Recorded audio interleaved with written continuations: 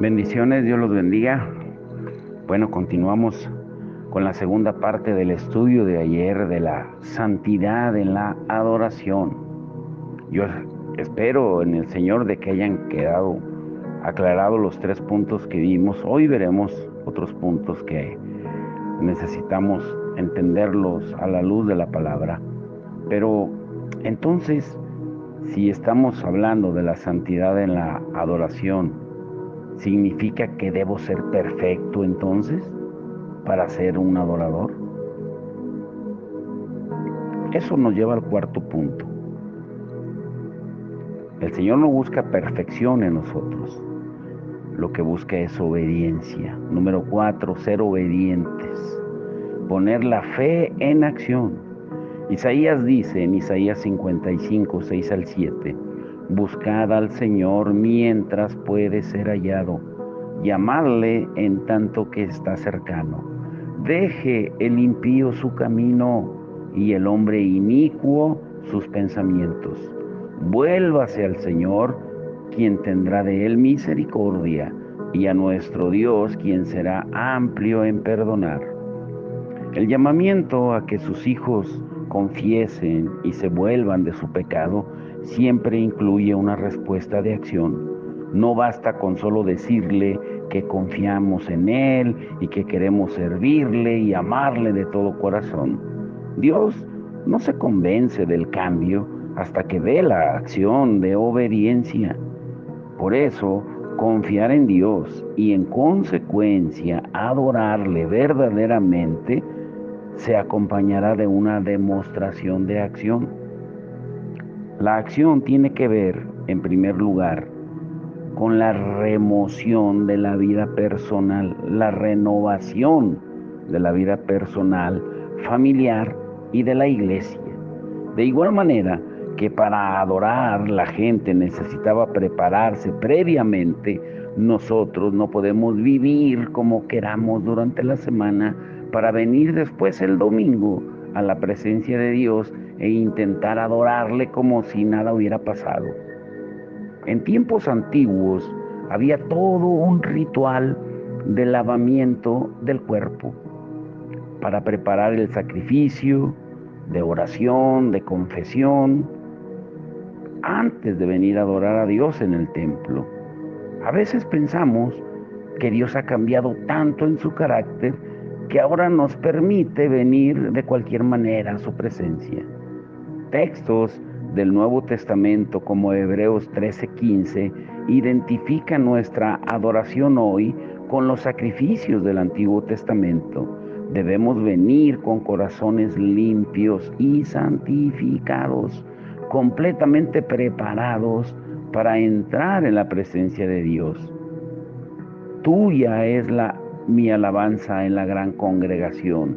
Mis votos pagaré, dice el Salmo 22:25, Salmo 50:14, Salmo 56:12, Salmo 61:18, 65:1, Salmo 116, verso 14 y Salmo 116, verso 18. O sea, toda alabanza basada en la palabra de Dios que no pasa a la acción se ha quedado a medio camino. Abrimos la palabra de Dios, cantamos, oramos, estudiamos lo que el Señor dice. Nos hacemos verdaderos expertos en lo que debe y no debe ser. Llegamos a las alturas más altas acerca del conocimiento y la comprensión religiosa, pero no hacemos nada, no pagamos nuestros votos, somos oidores olvidadizos, expertos en palabra y muertos en acción. La enseñanza de la palabra forma parte de nuestra adoración. Sin embargo, si la meta es simplemente incrementar los conocimientos o pasar información bíblica, estamos equivocados porque estamos alimentando el orgullo de la gente y no llevándoles a Cristo. Cualquier predicación, aún la más bonita y profunda del mundo, que no motive a la gente a la acción es humana y no del Señor. Predicar para no cambiar las vidas de los oyentes es caer en el engaño del humanismo, pensando que las palabras humanas constituyen en sí mismas una meta suficiente. Pablo nos ha señalado la meta de la predicación o enseñanza de la palabra. Él dice en 2 de Timoteo 3, 16 al 17, toda la escritura es inspirada por Dios y es útil para la enseñanza, para la reprensión, para la corrección, para la instrucción en justicia, a fin de que el hombre de Dios sea perfecto, enteramente capacitado para toda buena obra. Cuando se permite que la palabra transforme a las personas, ellas van a entrar en una relación más y más íntima con Dios y su adoración se convierte en un sacrificio de hermosa fragancia para el Señor. Los salmistas han añadido una lección esencial acerca de la eficacia de la alabanza, que no es posible cantar al Señor sin cumplir lo que estamos prometiendo en nuestras canciones. Solo nos engañamos a nosotros mismos. La adoración va firmemente unida al cumplimiento de las promesas hechas ante la presencia de Dios. Las palabras que canto o que cantamos llegan al cielo y quedan grabadas en el corazón del Creador. Y más vale que las cumplamos. La mayor profundidad en cuanto al conocimiento de Dios. Hay más de 100 afirmaciones diferentes acerca de su carácter, su manera de obrar en nosotros. Las encontramos en las canciones del pueblo de Israel, en el libro de los Salmos, porque los salmistas conocían personalmente a Dios y empeñaban su vida en cuanto a cumplir lo que Dios les pedía. Y te pregunto, ¿nos extrañamos de que a veces Dios esté tan lejano de nosotros cuando cantamos con toda solemnidad? Todo lo que tengo, todo lo que soy, a ti, Señor, te entrego. Y segundos después le regateamos nuestro esfuerzo, nuestro tiempo y nuestro dinero. Si tras escuchar la voz de Dios, si después de escuchar la voz de Dios, somos capaces de continuar insensibles a sus mandamientos y deseos, no podemos afirmar que le amamos. Si la adoración a nuestro Señor no implica directamente un profundo cambio de conducta que va de acuerdo a la imagen de nuestro Señor Jesús, perdemos el tiempo y no conocemos la verdadera adoración. Si la palabra de Dios no nos lleva a la acción, nada hemos aprendido. Número 5, debemos basarlo todo en la palabra de Dios. Es imprescindible. Isaías creía en la centralidad de la Escritura. Sabía que un profeta que expresaba simplemente sus opiniones, aunque fueran comentarios espirituales, pues no era mejor que los líderes falsos. Por eso en su profecía menciona mucho la fuente de su autoridad. En Isaías 1:10 dice, oíd la palabra del Señor. También en Isaías 28:14, tomad consejo y será anulado. Proferid palabra y no será firme, porque Dios está con nosotros. Isaías 8:10. La palabra pues de Jehová le será mandamiento tras mandamiento. Isaías 28:13. Cuando el Señor les ofreció salvación y restauración en una relación íntima con Él, su propuesta se basaba en la eficacia de su palabra. Miren lo que dice Isaías 55:6. Buscad al Señor mientras pueda ser hallado, llamadle en tanto que está cercano. Así será mi palabra que sale de mi boca. No volverá mi vacía, sino hará lo que yo quiero y será prosperada en aquello para lo cual la envié. Ciertamente con alegría saldréis y en paz os iréis. Los montes y las colinas irrumpirán en cánticos delante de vosotros, y todos los árboles del campo aplaudirán. En lugar del espino crecerá el ciprés, y en lugar de la ortiga el mirto. Esto servirá de renombre a Jehová y de señal eterna para que nunca será borrada. Isaías 55, desde el 6 hasta el 13. Ahora, la palabra de Dios es central en la restauración de la adoración. Sin esa base de autoridad, no contamos más que con opiniones y un humanismo espiritual. La sensación de que la verdadera adoración es la que nos sale de adentro, sin una mínima referencia a lo que Dios ha dicho en su palabra, se ha extendido demasiado en muchas iglesias y amenaza con elevar un subjetivismo atroz por encima de cualquier mandamiento del Creador. Si la adoración fría y orgullosa constituye uno de los pecados más grandes de la iglesia, no se quedan atrás aquellos que intentan llegar a Dios pasando por alto todo lo que el Creador quiere y espera de ellos.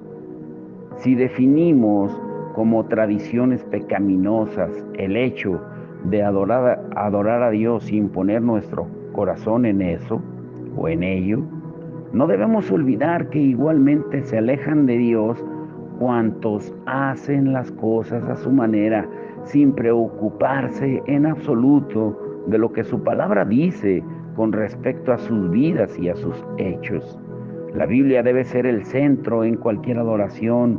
Nunca debe ser suplantada por experiencias, por circunstancias, ni otros contextos basados en la persona. Desde el principio, Dios se preocupó de que la adoración y su propia palabra estuvieran íntimamente relacionadas. En el libro de Deuteronomio, la ley era entonada por el pueblo para que este cántico me sea por testigo, dice Deuteronomio 31:19. El hecho de aprender los cantos de memoria no suponía solo un ejercicio intelectual, sino la base del amor profundo del corazón hacia quien todo dio por nosotros.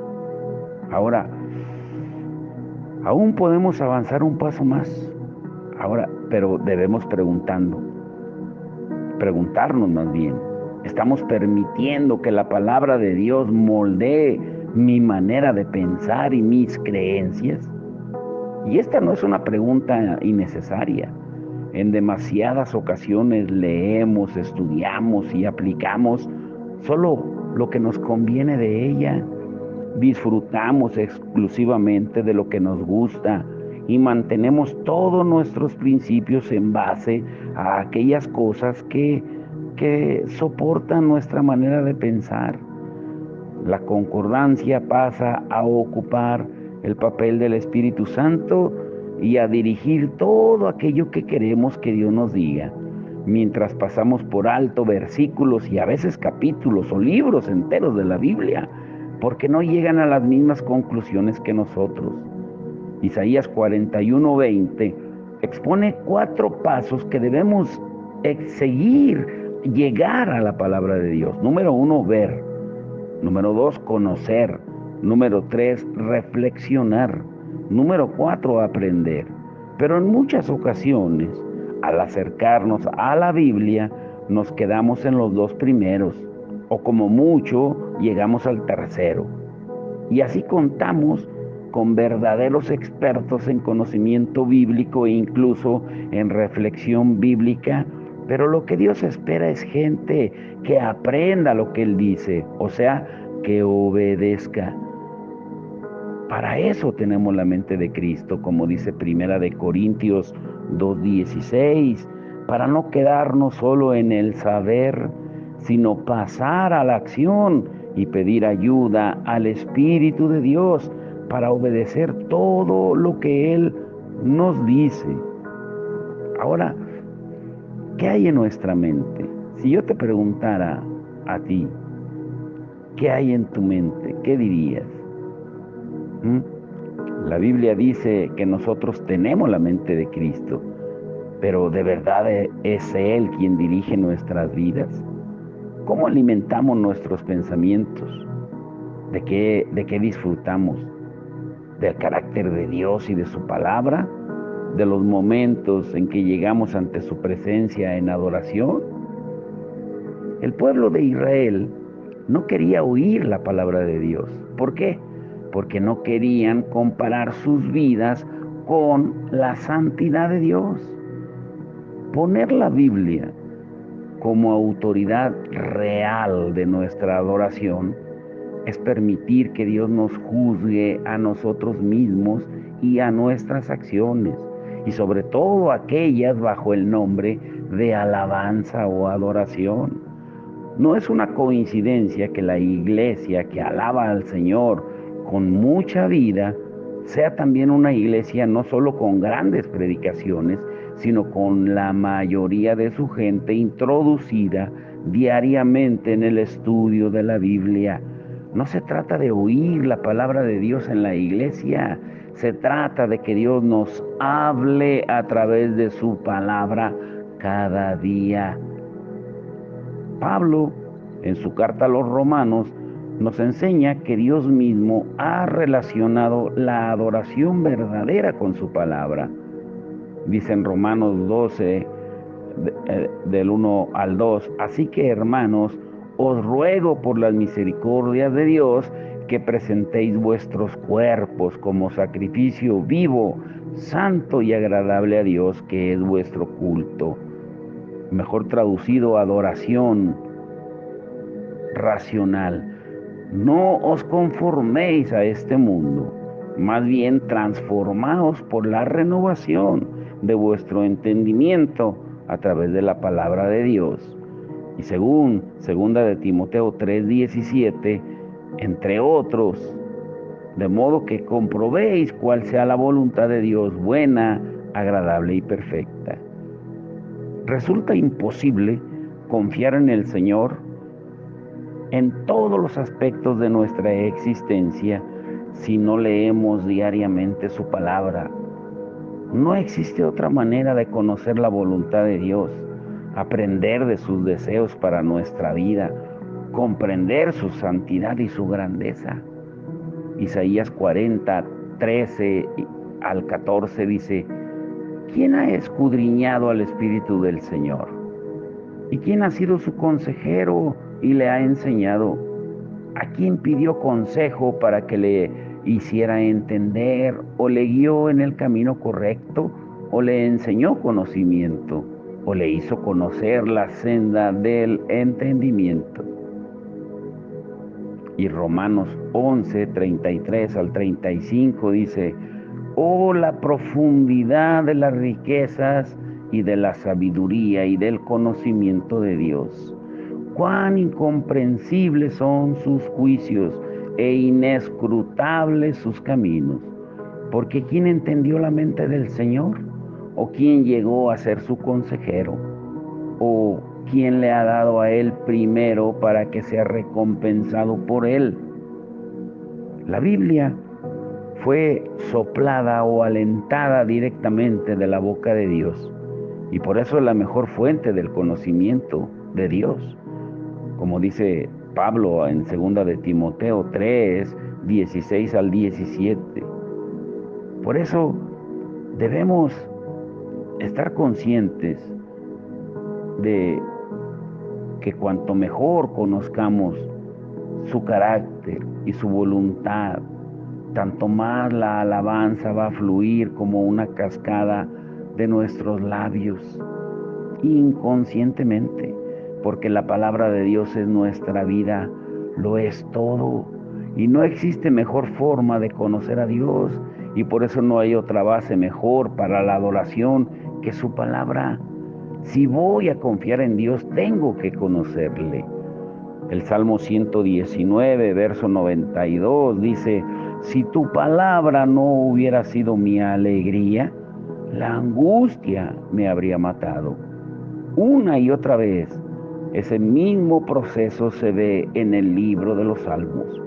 Uno de los ejemplos más claros es el Salmo 18. Durante los primeros 48 versículos, David no para de ver a Dios, no cesa de ver a Dios, sus cualidades, lo que él hace, su carácter, y parece que le falta tiempo y espacio para hablar de aquel a quien ama, y como consecuencia de todo lo que ha visto, y él exclama en el Salmo 18:49, por lo tanto te alabaré, oh Señor, entre las naciones, y cantaré alabanzas a tu nombre. Para ir concluyendo con hoy, recuerden que hoy es la segunda parte del día de ayer, es un complemento, por eso hoy está más corto el estudio, para no involucrarlo con otro, porque el día de mañana, ay Señor, no les adelanto nada, pero estará hermoso, hermoso el devocional. Pero quiero concluir y dejarlos con esto. Si queremos adorar a Dios mejor cada día, tenemos que conocerlo.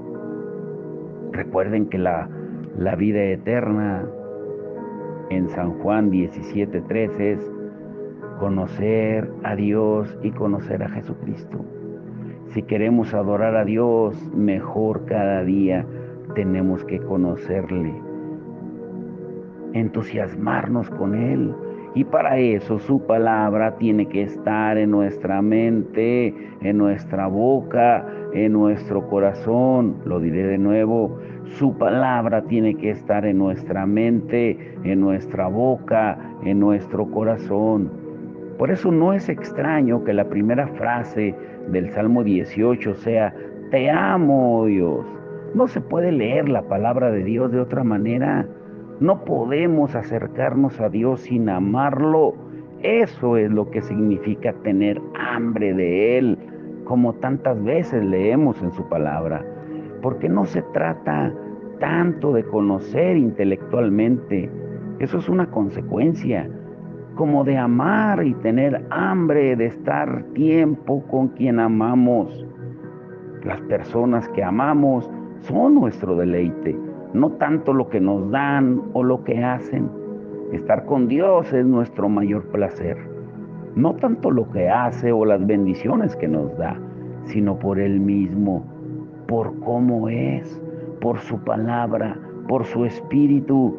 Por eso descansamos en Él y confiamos en Él. Por eso le amamos. En resumen, confesar y confiar. Conocer nuestros pecados demanda de nosotros que confesemos y después confiemos y esperemos en Dios. Ese es el mensaje de Isaías. Israel no tuvo otra opción excepto recibir el castigo del Señor, porque su adoración era falsa y fue un indicador de su falta de fe, de su orgullo, de su inmoralidad y de no conocer ni poner en acción la palabra de Dios, de no estar santificados. La condenación del pueblo fue total en la época de Isaías. El mismo profeta fue víctima de la injusticia y del pecado de su propio país, muriendo como mártir. Según los estudiosos, los teólogos, fue partido a la mitad. Isaías de esa manera murió. Hoy en día, el cuerpo de Cristo, la iglesia, llévense esto en su corazón, debe escuchar el mismo mensaje y examinarse a sí mismo, cada uno de nosotros. Hay que recordar que el pueblo de Israel pensaba en el tiempo de Isaías que su prosperidad material y espiritual, sus buenos servicios, sus buenos cultos, era la evidencia del deleite de Dios y de la aprobación de Dios. Pero fue al contrario. Dios estaba harto del juego y les juzgó. El resultado de esperar en el Señor es una adoración viva y una relación íntima con Él. Y no hay otra forma de obtener sus bendiciones ni de agradarle. Los que confían en el Señor encontrarán nuevas fuerzas por estar tan íntimamente relacionados con Él. Es una promesa de Dios para Israel y para nosotros. Debemos confiar en Dios en todos los aspectos de la vida, dejarle el control de todo, deleitarnos en su voluntad y confiar en sus prioridades y recursos. Hacerlo así traerá como resultado una adoración que suponga verdaderamente un vislumbre de la alabanza eterna que vamos a llevar a cabo en el cielo. Isaías 40:31 dice: pero los que confían en el Señor renovarán sus fuerzas, volarán como las águilas, correrán y no se fatigarán, caminarán y no se cansarán. Ahora quiero dejarte con esta pregunta. ¿Tú sabes cómo es una adoración con el cuerpo? Lo diré otra vez. ¿Tú sabes cómo es una adoración con el cuerpo? Y tal vez estés pensando en cantar, aplaudir, danzar, brincar, gritar, levantar las manos, pero no me refiero a ese tipo de adoración. Mañana estará muy emocionante. No te quiero adelantar nada, solo te quiero dejar con la expectativa. La adoración con el cuerpo. ¿Y qué personaje en la Biblia es un ejemplo de un verdadero adorador que adoró con su cuerpo? Estará hermoso. Pero vamos a orar. Padre, en el nombre de Jesús, hoy te damos gracias por tu amor y tu misericordia, por enseñarnos, Señor, la santidad en la adoración, que no significa que debemos ser santos, perfectos, sino apartados del mal. La santidad lo que significa es que nos consagremos a ti, que estemos dedicados a ti, no que seamos perfectos ni perfeccionistas, sino viviendo en temor a ofender tu nombre, a manchar tu reputación, tu dignidad, a decir que somos cristianos y vivir una vida totalmente alejada de ti, de tu palabra. Hoy necesitamos poner en práctica, Señor, lo que tú nos hablabas, Señor, andar por fe, no solamente por vista, ser humildes, postrarnos en tu presencia, Señor, como tú nos hablabas el día de ayer, ser santos, porque sin santidad nadie te verá. Ser obedientes, poner la fe en acción, Señor. Necesitamos que nuestra fe se muestre en obras, como dice Santiago 2:14-17, no solamente en palabras, y también basarlo todo en tu palabra, no en experiencias propias. Por eso tú quieres, Señor, que nos acerquemos con reverencia, porque ahora ya no es con animales, pero aún cuando era con animales en el Antiguo Testamento, la muestra de adoración, de sacrificio, con cantos, se preparaban para hacerlo, Señor. Pero tú nos muestras también, Señor, aquí en este estudio de Isaías, que podemos ofrecer una alabanza falsa, podemos ofrecer, Señor, algo que no te agrade. Podemos incluso ser adoradores falsos, creyendo que lo que estamos haciendo, tú te estás agradando y tú estás aprobando nuestra conducta. Y podemos estar equivocados de todo eso, Señor. Ayúdanos a entenderlo. Ayúdanos, Señor, a través de tu Espíritu Santo, a ser esos verdaderos adoradores en espíritu y en verdad que tú buscas, Señor, y que podamos entender cuál es el verdadero sacrificio, la verdadera adoración que te podemos ofrecer diariamente. Abre nuestro entendimiento, Señor. Te lo rogamos en el nombre de Jesús. Amén y amén.